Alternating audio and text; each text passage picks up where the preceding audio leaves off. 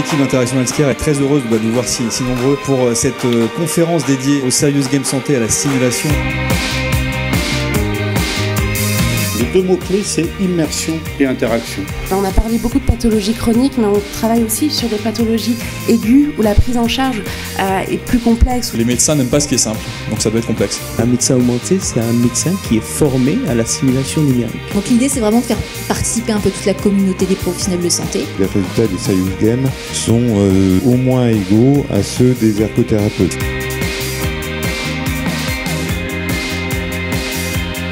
On peut couper dans un foie, on peut simuler un saignement. Ils vont pouvoir échanger avec lui, réaliser un examen clinique. Comment on arrive à créer de l'humain dans le virtuel? La simulation, elle est avant tout humaine.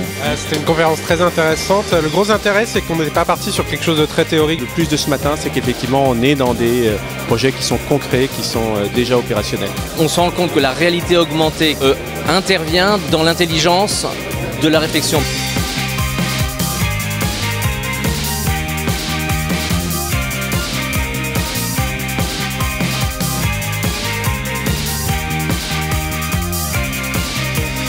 On va reparler des Google Glass, de l'Oculus Rift, on va parler de Watson aussi qui a un super calculateur extraordinaire. On a ici une application d'aide au diagnostic dans le traitement du cancer. Est-ce que du coup, tout ça est pris en compte dans les simulateurs? Il y a énormément de médecins qui sont formés aujourd'hui avec des outils, notamment du Serious Game. Ce qui est bien avec les jeux vidéo, c'est qu'on peut y jouer tout le temps. Le rôle du numérique, à mon avis, est appelé à exploser, si je puis dire, de façon considérable.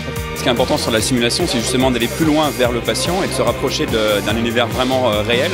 La richesse de votre manifestation, c'est surtout cet aspect transversal. On est sur la croisée d'un ensemble de technologies et de supports. L'enjeu majeur de la simulation, c'est de rendre service aux patients.